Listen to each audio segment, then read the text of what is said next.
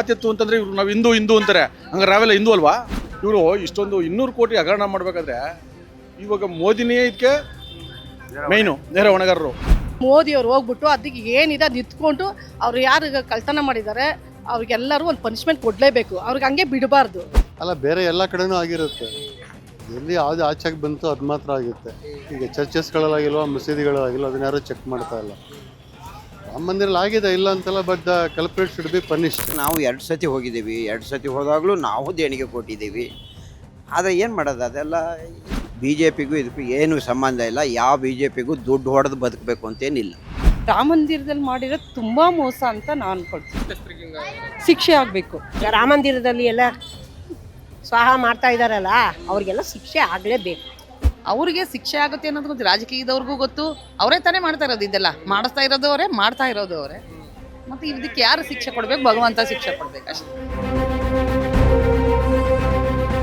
ರಾಮ ಮಂದಿರದ ದೇಣಿಗೆ ಕಳ್ಳತನದ ವಿಷಯಕ್ಕೆ ಸಂಬಂಧಪಟ್ಟ ಹಾಗೆ ಆರೋಪ ಮತ್ತು ಪ್ರತ್ಯಾರೋಪಗಳು ಇಡೀ ದೇಶದಾದ್ಯಂತ ಕೇಳಿ ಬರ್ತಾ ಇದೆ. ತನಿಖೆ ನಡೀತಾ ಇದೆ. ತನಿಖೆಗೆ ಸಂಬಂಧಪಟ್ಟ ಹಾಗೆ ಅನೇಕರು ಒಂದಿಷ್ಟು ಅನುಮಾನಗಳನ್ನು ಕೂಡ ವ್ಯಕ್ತಪಡಿಸಿದ್ದಾರೆ. ಇದಕ್ಕೆ ಸಂಬಂಧಪಟ್ಟ ಹಾಗೆ ರಾಮ್ ಭಕ್ತರು ಮತ್ತೆ ಜನ ಏನು ಹೇಳ್ತಾರೆ ಕೇಳೋಣ ಅವರನ್ನು.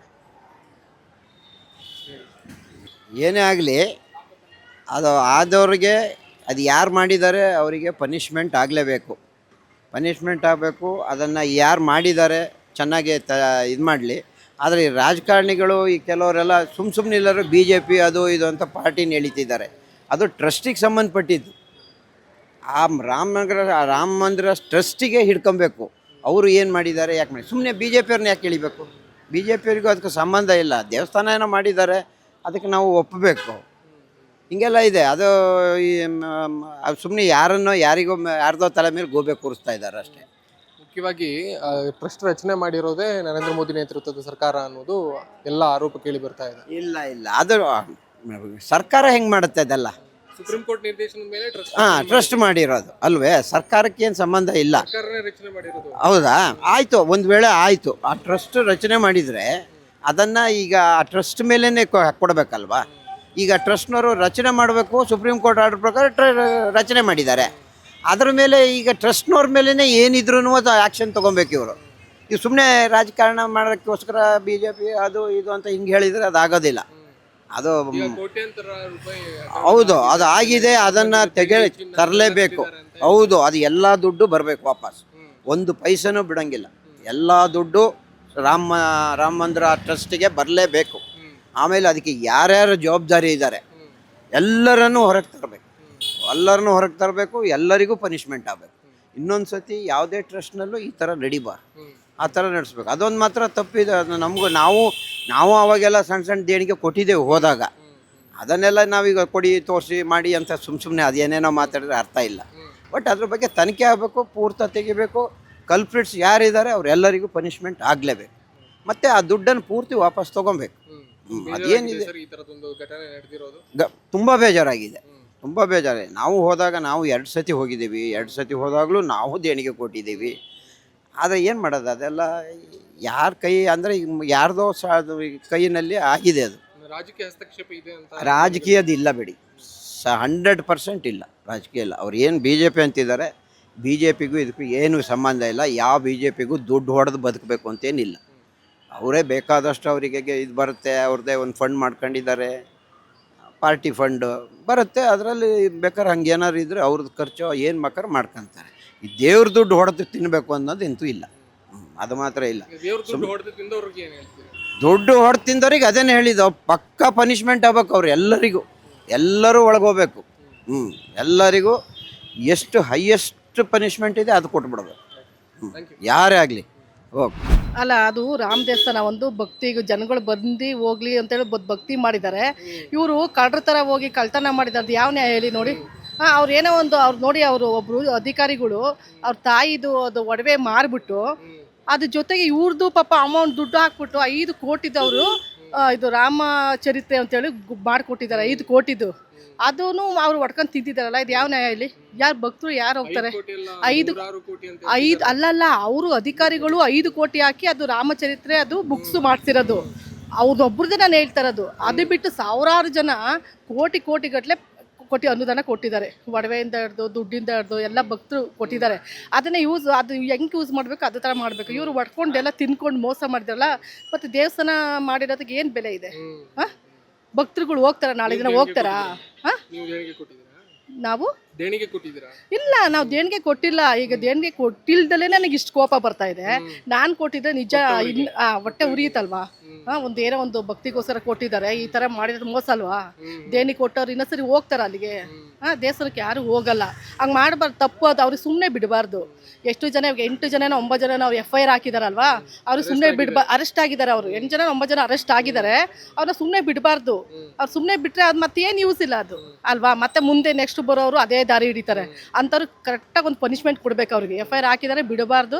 ಅದು ಏನೇನು ತೊಗೊಂಡಿದೆ ಎಲ್ಲ ಅವ್ರ ಹತ್ರ ವಸೂಲು ಮಾಡಬೇಕು, ತೊಗೋಬೇಕು ಅಮೌಂಟ್ ಎಲ್ಲ. ಅವ್ರ ಇದೆಯಲ್ಲ ಅಲ್ಲಿ ಟ್ರಸ್ಟ್ ರಚನೆ ಮಾಡಿರೋದು ನರೇಂದ್ರ ಮೋದಿ ಅವರ ನೇತೃತ್ವದ ಸರ್ಕಾರ ಅಂತ ಹೌದು, ಸುಪ್ರೀಂ ಕೋರ್ಟ್ ನ ನಿರ್ದೇಶನ ಮೇಲೆ. ಹೌದು, ಈಗ ಅವ್ರ ಮೇಲೆ ಗಂಭೀರವಾದಂತಹ ಆರೋಪ ಕೇಳಿಬರ್ತದೆ. ಹೌದು ಸರ್. ಈಗ ನರೇಂದ್ರ ಮೋದಿ ಅವರೇ ತಾನೇ ಅಲ್ಲಿ ಹೋಗಿದ್ ಮಾಡಿರೋದು, ಅದು ಓಪನ್ ಮಾಡಿರೋದು.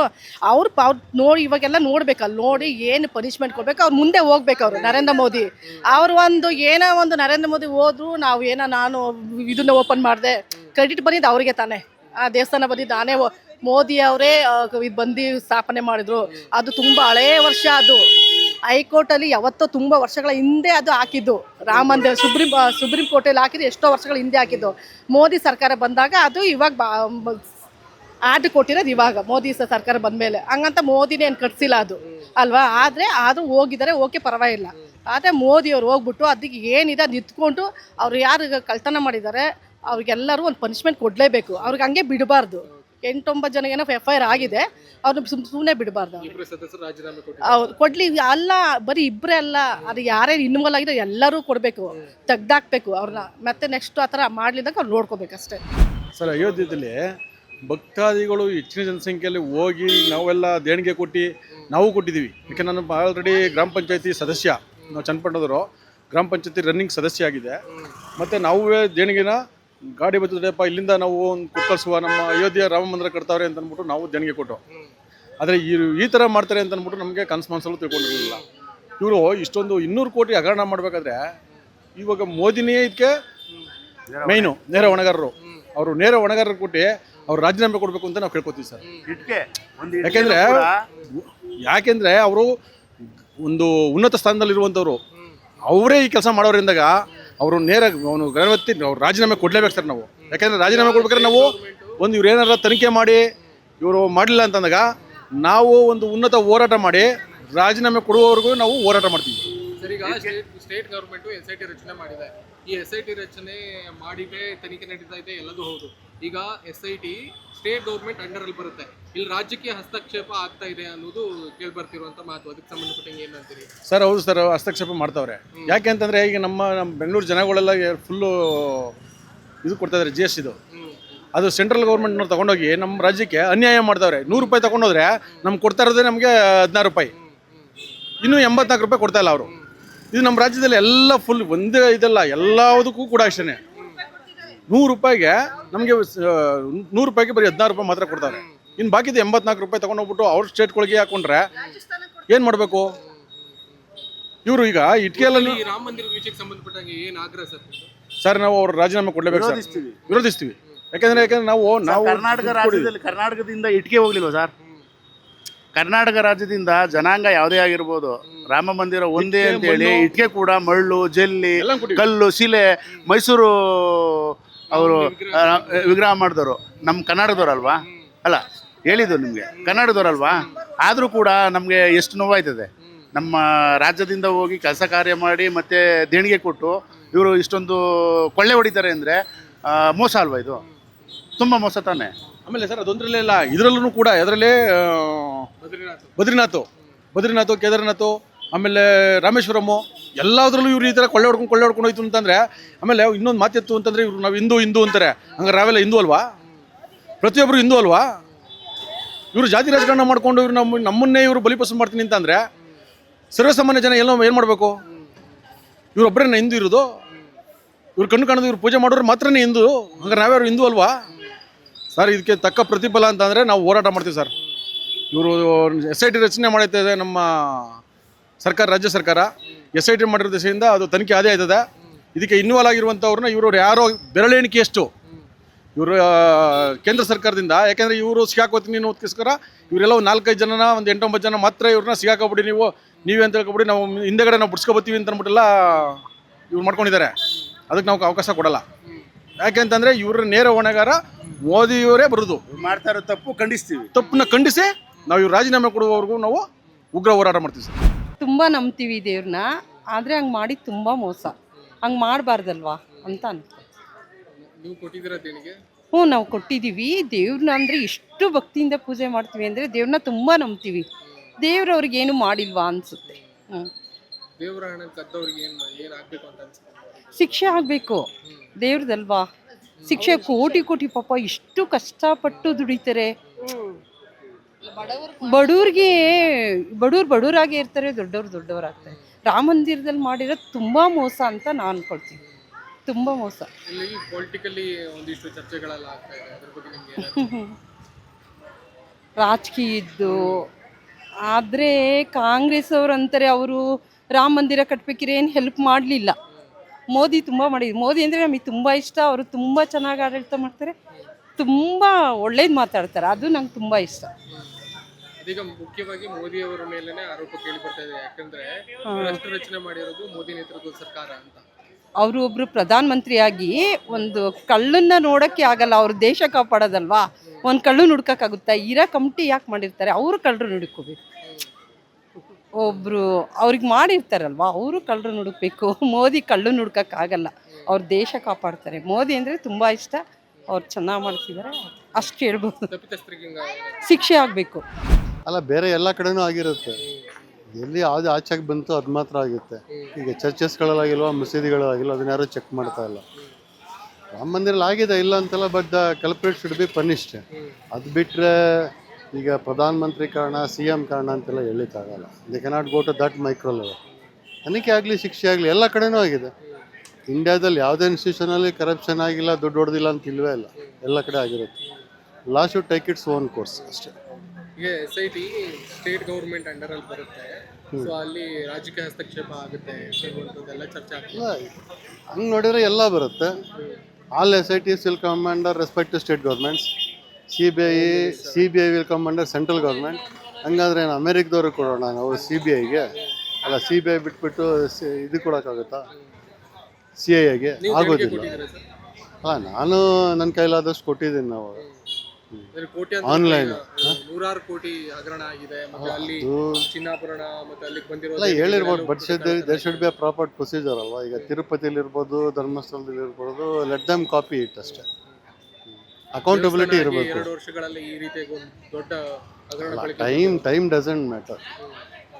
ಒನ್ಸ್ ಅಗೇನ್ ಅದು ಟ್ರಾನ್ಸ್ಪರೆನ್ಸಿ ಇರಬೇಕು, ಅದಕ್ಕೊಂದು ಪ್ರೊಸೀಜರ್ ಮಾಡಬೇಕು ಅಷ್ಟೇ. ನಾವು ಅವ್ರ ಮೇಲೆ ನಂಬಿಕೆ ಇಟ್ಟು ತಾನೇ ದೇವಸ್ಥಾನಕ್ಕೆ ಹೋಗ್ಬೇಕಾದ್ರೆ ದೇವಸ್ಥಾನಕ್ಕೆ ಹೋಗ್ತೀವಿ. ದೇವ್ರಿಗೆ ಏನು ಬೇಕೋ ಅದೆಲ್ಲ ನಾವು ಅವ್ರಿಗೆ ಕೊಡ್ತೀವಿ, ಪೂಜೆ ಮಾಡಿಸ್ತೀವಿ, ಎಲ್ಲ ಮಾಡ್ತೀವಿ. ನಾವು ಒಂದು ಭಕ್ತಿಯಿಂದ ತಾನೇ ಪೂಜೆ ಮಾಡೋದು. ಒಳಗಡೆ ಇರೋರೇನೇನೆ ಸ್ವಾಹ ಮಾಡ್ತಾ ಇದ್ರೆ ಏನು ಮಾಡೋಣ ಅಲ್ವಾ? ಯಾರು ಈ ರಾಮ ಮಂದಿರ ನಿರ್ಮಾಣ ಆಗುವ ಸಂದರ್ಭದಲ್ಲಿ ನೀವು ದೇಣಿಗೆಯನ್ನು ಕೊಟ್ಟಿರ್ತೀರಿ, ಎಲ್ಲ ಬಂದಿದ್ರು. ನಿಮಗೆ ಬೇಜಾರಾಗಿದೆಯಾ? ಈ ತರ ಪ್ರಕರಣ ಬೆಳಕಿಗೆ ಬಂದಿದೆಯಲ್ಲ? ಹೌದು, ಬೇಜಾರೇನೆ. ಆದ್ರೆ ನಮಗೆ ಗೊತ್ತಿರ್ಲಿಲ್ಲ.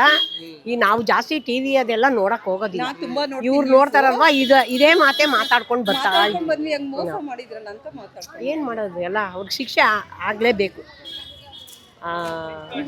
ಇವಾಗ ರಾಮ ಮಂದಿರದಲ್ಲಿ ಎಲ್ಲ ಸ್ವಾಹ ಮಾಡ್ತಾ ಇದಾರಲ್ಲ, ಅವ್ರಿಗೆಲ್ಲ ಶಿಕ್ಷೆ ಆಗ್ಲೇಬೇಕು. ಭಗವಂತ ಶಿಕ್ಷೆ ಕೊಡ್ತಾನೆ ಅಂತ ಗೊತ್ತಿದ್ರು ಈ ಥರ ಮಾಡ್ತಾರಂದ್ರೆ ನೀವೇನು ಮಾಡ್ತೀರಾ? ನಾವೇನೇ ಮಾಡೋಕ್ಕಾಗುತ್ತೆ? ಅವ್ರಿಗೆ ಶಿಕ್ಷೆ ಆಗುತ್ತೆ ಅನ್ನೋದು ಗೊತ್ತು, ರಾಜಕೀಯದವ್ರಿಗೂ ಗೊತ್ತು. ಅವರೇ ತಾನೇ ಮಾಡ್ತಾ ಇರೋದು ಇದೆಲ್ಲ. ಮಾಡಿಸ್ತಾ ಇರೋದು ಅವರೇ, ಮಾಡ್ತಾ ಇರೋದು ಅವರೇ. ಮತ್ತೆ ಇದಕ್ಕೆ ಯಾರು ಶಿಕ್ಷೆ ಕೊಡ್ಬೇಕು? ಭಗವಂತ ಶಿಕ್ಷೆ ಕೊಡ್ಬೇಕು ಅಷ್ಟೇ. ಈಗ ಪ್ರಧಾನ ಕಾರ್ಯದರ್ಶಿ ಒಬ್ರು ಇದಾರೆ, ರಾಯ್ ಅವರು ರಾಜೀನಾಮೆ ಕೊಟ್ಟಿದ್ದಾರೆ. ಅವ್ರ ಮೇಲೆ ಗಂಭೀರ ಆರೋಪ ಬರ್ತಾ ಇದೆ. ಅವರೇ ಎಲ್ಲದನ್ನು ನೋಡ್ಕೊಳ್ತಾ ಇದ್ರು. ಅವ್ರನ್ನೇ ವಿಚಾರಣೆ ಮಾಡಬೇಕು. ಎಲ್ಲ ಏನ್ ಗೊತ್ತಾ, ಪಬ್ಲಿಕ್ ಅಲ್ಲೇ ಮಾಡ್ಬೇಕು. ಇದೇ ತರ ಮಾಡ್ಬೇಕು. ನಮ್ಗೆ ಇವಾಗ ಒಳಗಡೆ ಮಾಡೋದಕ್ಕಿಂತ ಒಳಗಡೆ ಏನಂತ ನಮಗೂ ಗೊತ್ತಾಗ್ತಾ ಇರಲ್ಲ. ಹೊರಗಡೆ ಮಾಡಿದ್ರೆ ಜನಗಳಿಗೆ ಇದು ಕೊಡ್ತಾರ ಅವ್ರೆ. ಕೋಟ್ಯಾಂತರ ರೂಪಾಯಿ ಚಿನ್ನಾಭರಣಗಳು, ಬೆಳ್ಳಿಯ ಕಲ್ಲುಗಳು ಅವೆಲ್ಲವೂ ಕೂಡ ಅದು ಯಾರೋ ಮಾಡಿದಾರೆ. ಯಾರೋ ನಾನು ಇಷ್ಟು ದೇಣಿಗೆ ಕೊಟ್ಟಿದ್ದೀನಿ, ನನಗೆ ಕೊಟ್ಟು ವಾಪಸ್ ಅಂತ ಅಂದ್ರೆ ಅದು ಅವ್ರು ಕೇಳ್ತಾ ಇರ್ಲಿಲ್ಲ. ಈ ತರ ಏನ್ ಮಾಡ್ಬೇಕು? ಅವ್ರು ಕೇಳಿಲ್ಲ.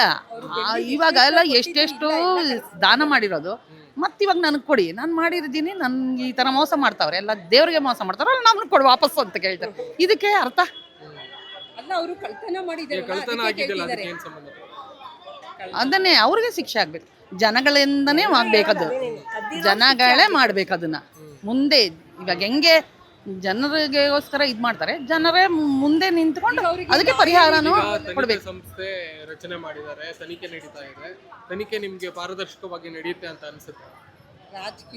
ಅದಿಲ್ಲ, ಅದು ನಡೆಯಿದ್ರೆ ನಿಜವಾಗ್ಲೂ ಶಿಕ್ಷೆ ಆಗೇ ಆಗುತ್ತೆ. ಮಾಡಿದವ್ರಿಗೆ ಆಗಲಿ, ನೋಡಿದವ್ರಿಗೆ ಆಗಲಿ, ಮಾಡಿಸ್ದವ್ರಿಗೆ ಆಗಲಿ ಹಾಗೆ ಆಗುತ್ತೆ ಶಿಕ್ಷೆ. ಲಾಯರ್ ಬೇಕು ಇದಕ್ಕೆ, ಯಾರೂ ಇದಿಲ್ಲ, ಭಗವಂತನೇ ಶಿಕ್ಷೆ ಕೊಡ್ಬೇಕಷ್ಟೇ ಅವ್ರಿಗೆ. ಯಾರಿಗೂ ಕೂಡ ವಕಾಲತ್ ಮಾಡಬಾರ್ದು, ಆಗ್ಬಾರ್ದು ಅದು. ಆಗ್ರಹ ಏನು? ಒಟ್ನಲ್ಲಿ ನಿಮ್ಮ ಆಗ್ರಹ ಏನು? ನಮ್ಮದು ಅಂದ್ರೆ ಶಿಕ್ಷೆ ಹಾಗೆ ಆಗತ್ತೆ. ಮಳೆ ಮಾಡ್ತಾನೆ ಭಗವಂತ, ತೋರಿಸ್ತಾನೆ ಅಷ್ಟೇ. ಹೌದು, ರಾಮ ಮಂದಿರದಲ್ಲಿ ಆಗಿರೋದು ಅದು ತಪ್ಪೇನೆ, ಯಾರಿಗೂ ಅದು ಸರಿ ಅನ್ಸೋದಿಲ್ಲ. ಆದರೂ ಅವರ ಮಾಧ್ಯಮದಲ್ಲಿ ಹೇಳುವಷ್ಟು ಅಷ್ಟು ದೊಡ್ಡದಾಗಿ ಆಗಿಲ್ಲ ಅಂತ ಕಾಣುತ್ತೆ ಅಲ್ವಾ? ತಪ್ಪೇ ಅದು, ಯಾರು ಮಾಡಿದ್ರು ತಪ್ಪೆ. ಅವರಿಗೆಲ್ಲ ಶಿಕ್ಷೆ ಆಗಲೇಬೇಕು. ತಪ್ಪು ಮಾಡಿದವ್ರನ್ನ ಬಿಡಲೇಬಾರ್ದು, ಯಾರನ್ನೂ ಬಿಡಬಾರ್ದು, ಶಿಕ್ಷೆ ಆಗಬೇಕು. ಈಗ ಟ್ರಸ್ಟ್ ರಚನೆ ಮಾಡಿರೋದು ಸೆಂಟ್ರಲ್ ಗೌರ್ಮೆಂಟ್ ಅಂತ ಗೊತ್ತಿದೆ, ಸುಪ್ರೀಂ ಕೋರ್ಟ್ ನಿರ್ದೇಶನ. ಹೌದು, ಈಗ ಸೆಂಟ್ರಲ್ ಗೌರ್ಮೆಂಟ್ ಮೇಲೆ ಆರೋಪ ಕೇಳಿಬರ್ತಾ ಇದೆ. ಏನ್ ಅನ್ಸುತ್ತೆ? ಅದು ಸೆಂಟ್ರಲ್ ಗೌರ್ಮೆಂಟ್ ಹಸ್ತಕ್ಷೇಪ ಆಗ್ತಾ ಇದೆಯಾ? ಇಲ್ಲ, ಅಲ್ಲಿ ರಾಜಕೀಯ ಹಸ್ತಕ್ಷೇಪ ಇರಲಿಕ್ಕಿಲ್ಲ ನಮಗೆ ತಿಳಿದ ಮಟ್ಟಿಗೆ.